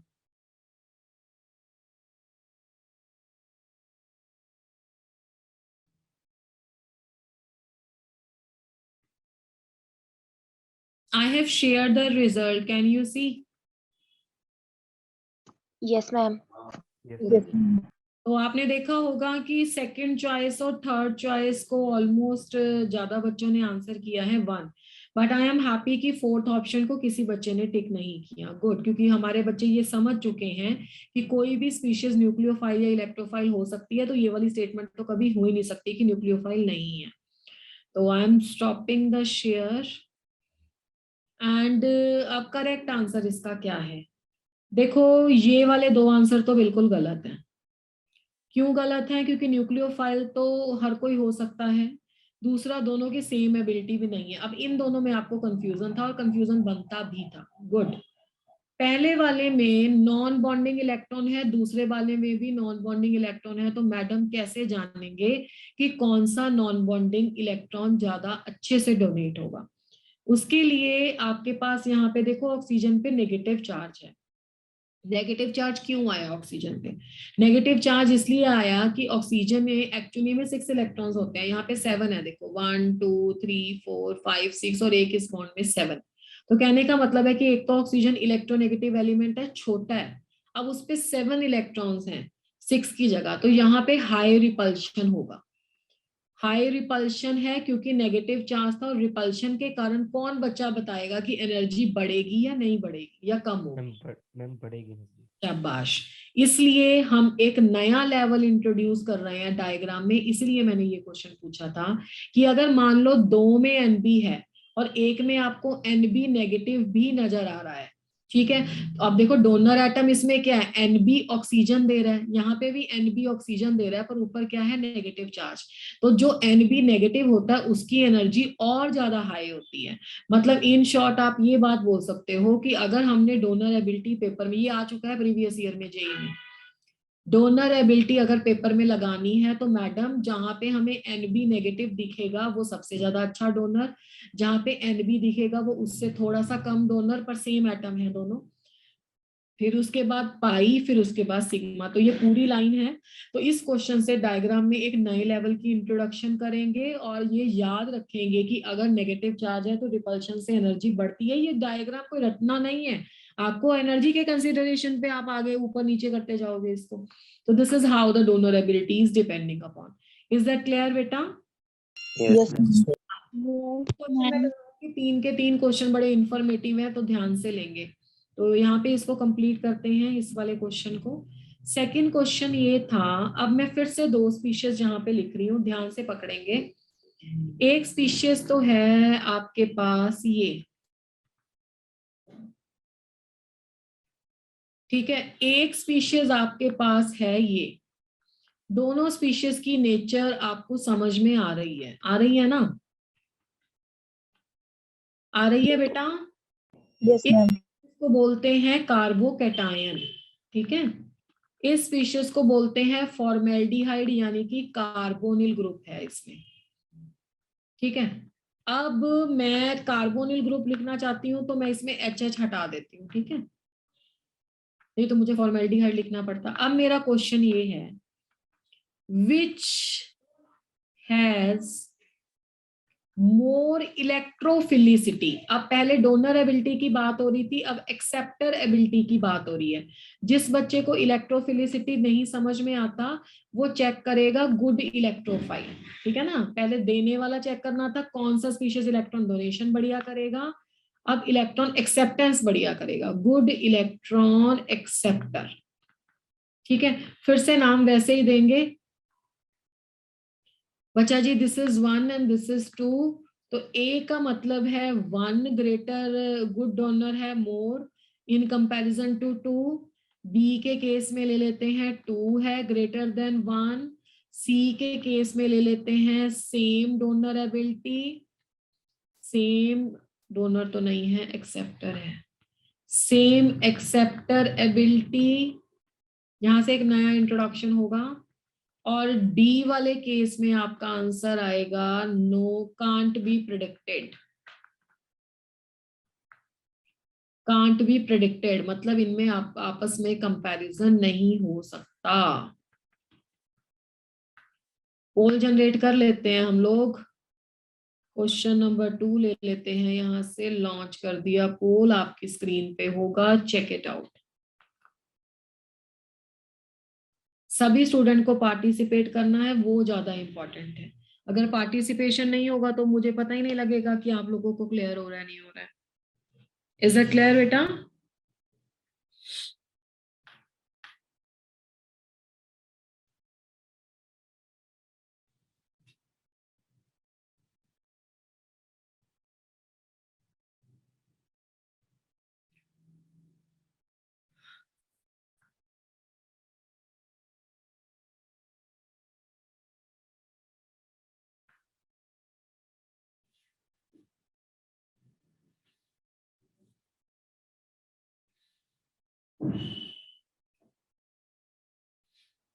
ओके,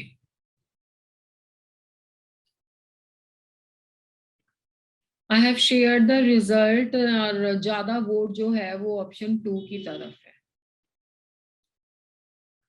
ठीक है जी, अब इसमें देखते हैं। जब आपको पेपर में इलेक्ट्रोफिलिसिटी का क्वेश्चन आता है तो आप लिखोगे ल्यूमो, पहले आपने होमो लिखे थे। इसमें इलेक्ट्रॉन एक्सेप्ट कहाँ करेगा? पाई स्टार में। ये पाई स्टार एक्सेप्टर है, चेक करके देख लेना, पाई होगा तो पाई स्टार भी होगा। अब यहाँ पे इलेक्ट्रॉन कहाँ एक्सेप्ट करेगा? एम्प्टी पी ऑर्बिटल में। एम्प्टी पी ऑर्बिटल में, क्योंकि कार्बन के 3 बॉन्ड बने हैं, 1+ आ गया तो एम्प्टी पी ऑर्बिटल है। तो ये क्वेश्चन मैंने इसलिए कराया था।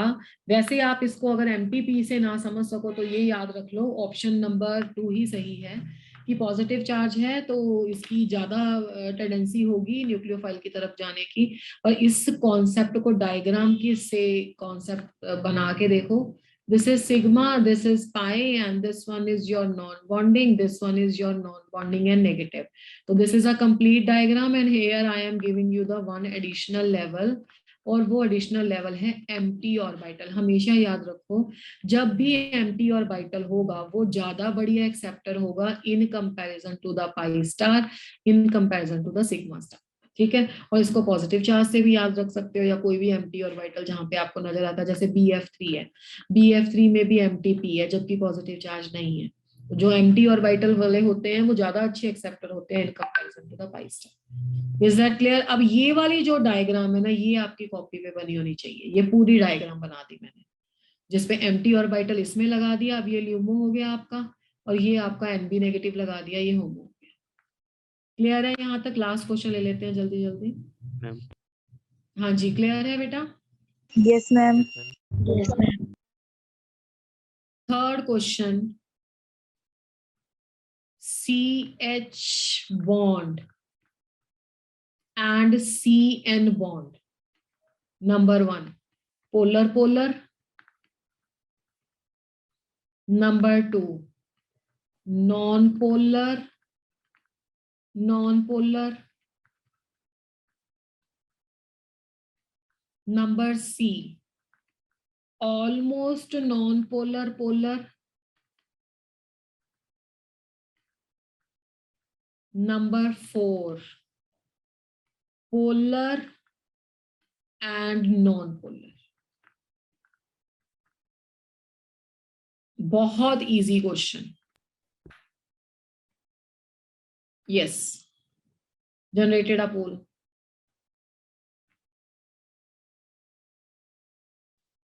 सबसे फर्स्ट स्लाइड में आ गया था ये क्वेश्चन, बिल्कुल फर्स्ट स्लाइड जब हमने पढ़ी है।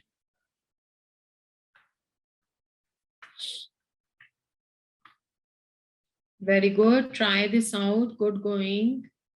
सभी स्टूडेंट पार्टिसिपेट करेंगे बेटा। I have to end the class also, everybody has to participate, otherwise तो आपको पता, मुझे कैसे पता लगेगा आपके माइंड में क्या केमिस्ट्री चल रही है। Very good, good good good going. Everybody has to participate, and still only 31 students out of 56 are participating. चलो बाकी स्टूडेंट जो रह गए हैं जल्दी से करो।